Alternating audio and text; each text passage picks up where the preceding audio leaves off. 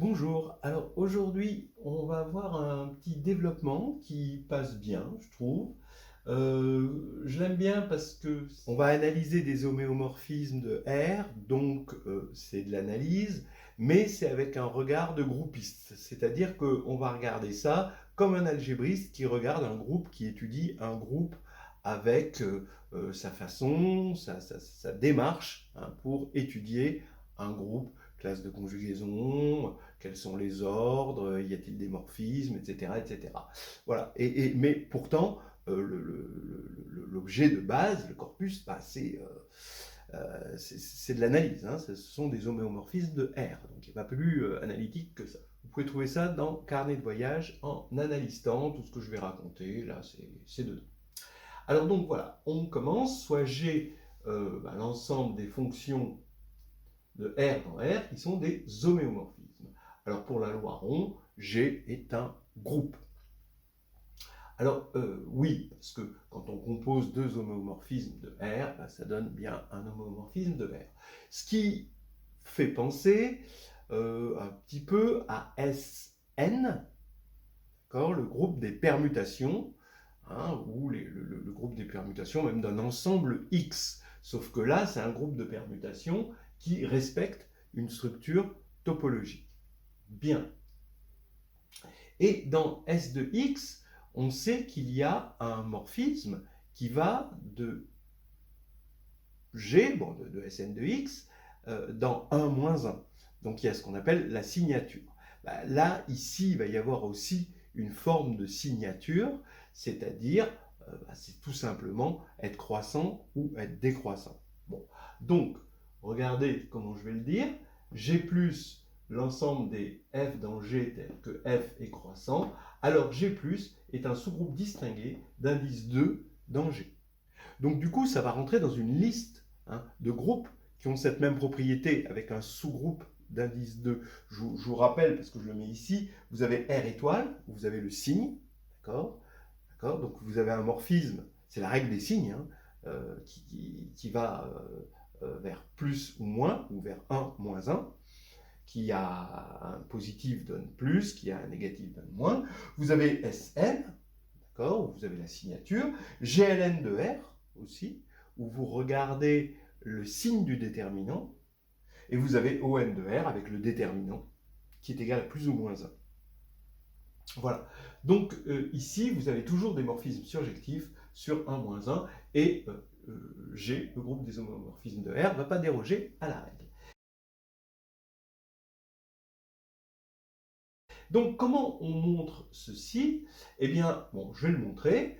D'abord, il faut bien savoir que f étant un homéomorphisme de R, forcément, f est soit strictement croissant, soit strictement décroissant.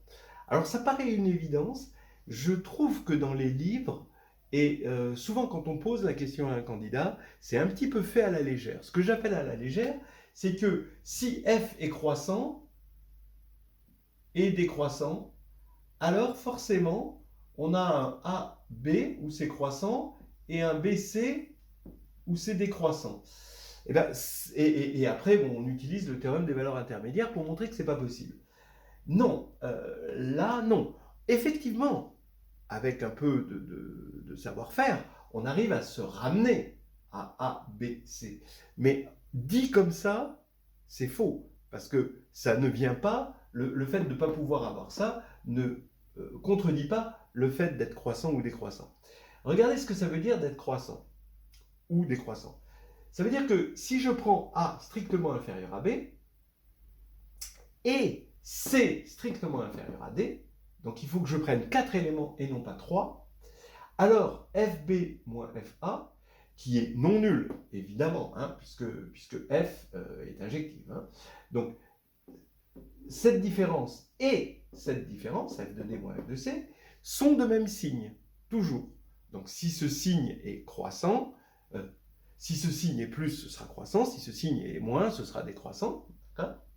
Mais en tout cas, ce sera de même signe. Donc, pour le montrer, il faut montrer que le produit des deux est strictement positif. Voilà. Donc, pour le faire proprement, ce que je fais, c'est que je crée un chemin x de t qui va de C vers A, d'accord? Donc vraiment le segment, d'accord? Et de la même manière, y de t, c'est un chemin, donc t va de 0 à 1, hein, qui va de d à b. Et je construis le chemin gamma de t, qui est égal à f de y de t moins f de x de t, facteur de f de d moins f de c, de sorte que c'est un chemin, bah, bien évidemment, continu. Gamma est continu. Gamma de 0, bah, en 0, ça va faire cd, donc on va avoir f de d moins f de c, facteur de f de d moins f de c, donc c'est au carré. Étant donné que ça c'est non nul, parce que f est injective, donc c'est strictement positif, parce qu'on est sur R. Et maintenant, on regarde gamma de 1, donc on va avoir b ici et a respectivement, donc on va avoir f de b moins f de a, facteur de f de d moins f de c. Alors, si jamais ces deux-là n'étaient plus de même signe, ça, ce serait strictement négatif. On aurait gamma de 0 qui est strictement positif, gamma de 1 qui est strictement négatif. Donc, comme gamma continue, ça passerait par 0. Comme ceci serait nul avec ça, bah, non nul, bah, forcément, ceci serait nul. Donc, on aurait ceci nul pour un t0 dans 0,1. Voilà. Mais ça, si je dois calculer combien ça vaut, c'est très facile de voir que c'est T0 B-A plus 1 moins T0 D moins C. Mais ça, regardez, comme B-A est strictement positif, D moins C est strictement positif, et T0 est positif, 1 moins T est positif, et 1 des deux est strictement positif, donc ça, c'est strictement positif, donc ce serait impossible de l'annuler. Voilà. Donc, moralité, là, on a bien montré que f est soit strictement croissant, soit strictement décroissant. Et on a un morphisme, signature en quelque sorte, hein, une espèce de signature, qui va de g dans 1-1, c'est une règle des signes. Si on a f croissante, on envoie sur plus, sur 1, et si f est décroissante, on envoie sur moins. Et bon, la règle de croissance fait que c'est bien un morphisme. Voilà. Maintenant, G+, évidemment, va être le noyau de ce morphisme, et donc G+, va être un sous-groupe distingué, puisque c'est un noyau, et d'indice 2, puisque le quotient est de cardinal 2. Voilà, dans G.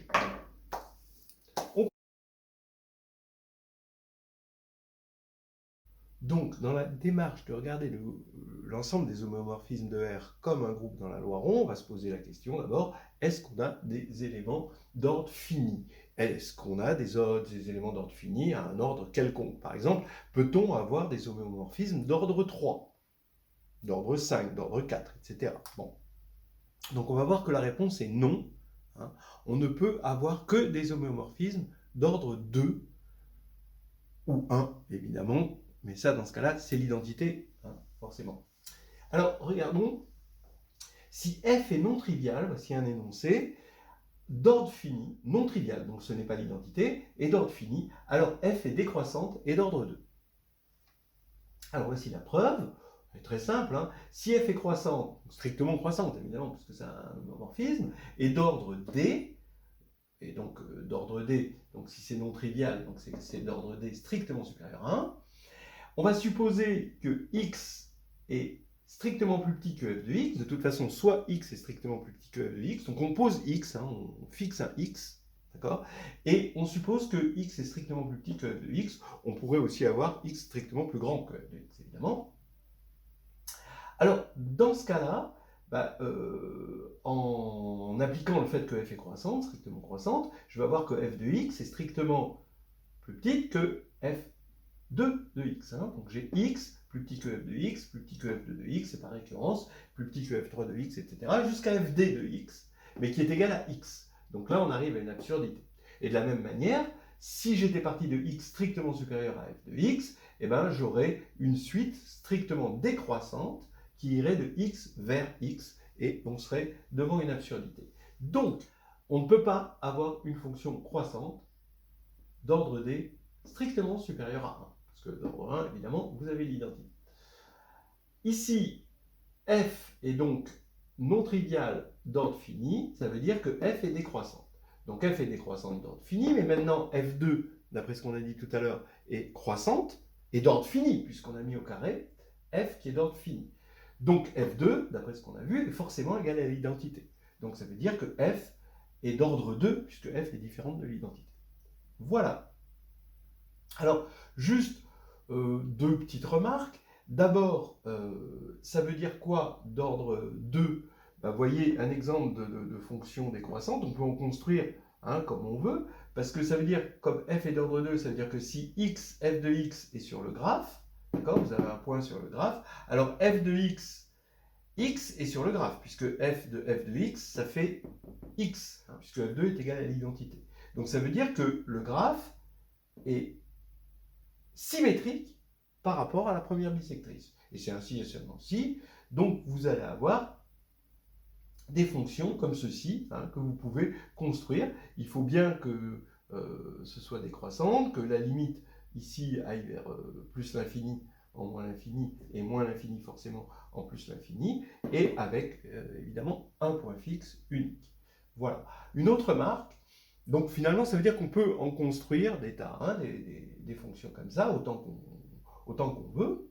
Et maintenant une dernière remarque, si je remplace ici R par C, alors j'aurai un groupe d'homéomorphismes de C dans C qui, lui, possède des éléments d'ordre fini pour tout ordre donné. Il suffit de se donner oméga, une racine primitive énième de l'unité, et vous avez l'application de C dans C qui à Z donne oméga Z, qui va être forcément d'ordre N. Voilà. Et qui va être un homéomorphisme, ça c'est clair pour tout le monde. Donc voilà déjà une différence fondamentale entre R et C. Voilà, on va continuer, et maintenant, ce qu'on va montrer, c'est que ces éléments d'ordre fini, et non triviaux, forment une seule classe de conjugaison. Voilà. Alors donc, on va montrer la chose suivante, c'est que les éléments non triviaux d'ordre fini forment une seule classe de conjugaison.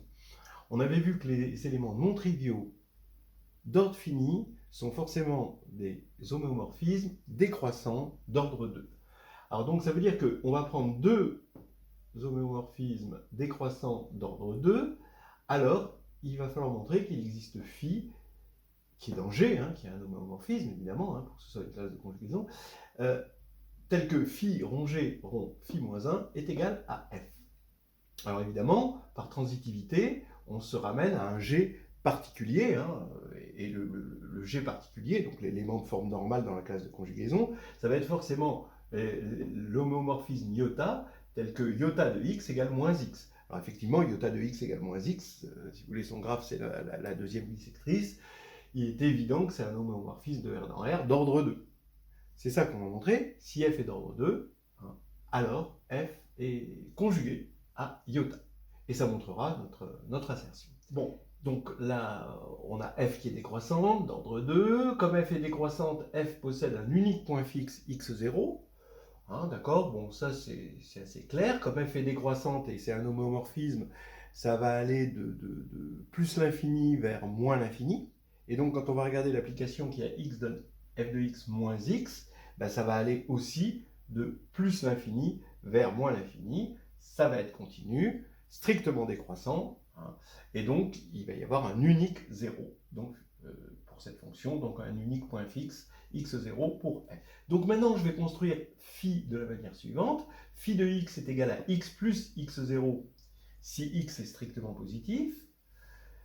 Phi de x est égal à f de phi de moins x si x est strictement négatif.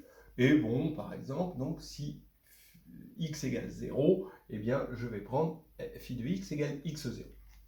Voilà. Alors, j'affirme que phi appartient bien à G, d'une part, donc ça, ce qui n'est pas tout à fait trivial, surtout qu'on a défini phi sur deux intervalles, et que phi rond iota rond phi moins 1 est égal à f, ce qui fait que iota va bien être dans la même classe de conjugaison que f pour G. Alors d'abord, qu'est-ce qu'il faut montrer? Que phi appartient à G. Donc il faut montrer que phi est continue, strictement croissante, surjective. D'accord? Donc ça établira qu'on a bien un homéomorphisme. Alors phi est continu. C'est continu sur R plus étoile, sur R moins étoile, ça c'est clair, comme composé ici de fonctions continues. Maintenant, il faut regarder si c'est bien raccord en 0. Donc maintenant, est-ce que c'est continu en 0? En 0 plus, la limite, vous voyez, donc en 0 plus, on regarde cette formule, donc la limite c'est x0. En 0 moins, on regarde cette formule, mais ça va devenir 0 plus, donc ça va devenir x0, et on a f de x0, mais justement on a choisi x0 comme étant un point fixe, donc f de x0 c'est égal à x0, et donc finalement phi de 0 plus et phi de 0 moins coïncident, ce qui fait que ça va être continu en 0, et donc continu sur R tout entier. Maintenant c'est strictement croissant, oui. Maintenant que c'est continu en 0, il suffit de montrer que c'est strictement croissant sur R plus étoile et que c'est strictement croissant sur R moins étoile. Et sur R plus étoile, c'est évident que ça c'est strictement croissant. Et sur R moins étoile, comme x donne moins x est décroissante, phi, là c'est phi, c'est la restriction de phi sur R plus étoile, donc ça c'est strictement croissant d'après ce qu'on a dit, et f est décroissante. D'accord? Donc on a du décroissant, croissant, décroissant, donc ça fait du strictement croissant. Donc phi est strictement croissante, entre autres elle va être injective. Donc maintenant phi va être surjective, oui, puisque phi est continue, il suffit de montrer qu'elle va de moins l'infini vers plus l'infini, et effectivement, c'est le cas. Quand x tend vers moins l'infini, ça va tendre vers plus l'infini, et donc ça va tendre vers moins l'infini, puisque f est décroissante et que c'est un homéo. Et là, ici, ça c'est clair que quand x tend vers plus l'infini, ceci va tendre vers plus l'infini. Voilà, donc phi est bien un homéomorphisme. Bon, ça, on a des théorèmes pour ça, qui permettent de nous établir tout cela. Maintenant, il faut encore montrer que phi rond iota rond phi moins 1 est égal à f, c'est-à-dire que, quel que soit y, donc ici, je veux que phi rond iota soit égal à f rond phi, donc phi rond iota, ça veut dire que phi de moins y, parce que iota, c'est x donne moins x, donc phi de moins y doit être égal à f de phi de y, quel que soit y. Alors commençons par y positif. Si y est positif, regardons ici la définition. On pose y égale moins x avec x négatif, puisque y est positif, et j'ai bien la formule par construction. Maintenant, si y est négatif, alors il faut montrer ça pour y négatif. Eh bien, je n'ai qu'à passer f de l'autre côté, comme f est d'ordre 2, c'est là qu'on s'en sert, on va avoir f de phi de moins y est égal à phi de y. Et oui, pour y négatif, c'est exactement cette formule-là, en remplaçant x par y, ici. Voilà, donc on a tout ce qu'on veut, et on vient de montrer qu'il n'y avait qu'une seule classe de conjugaison.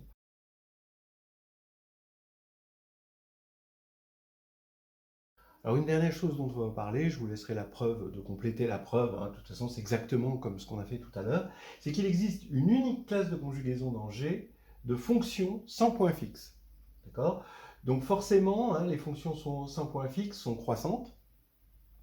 Vous en avez comme ceci ou comme cela, d'accord? Et on peut imaginer, le tout c'est qu'elle soit croissante comme ça, qu'elle aille de moins l'infini vers plus l'infini, et qu'elle ne touche pas la première bisectrice. Donc vous voyez que ça va aller de deux côtés.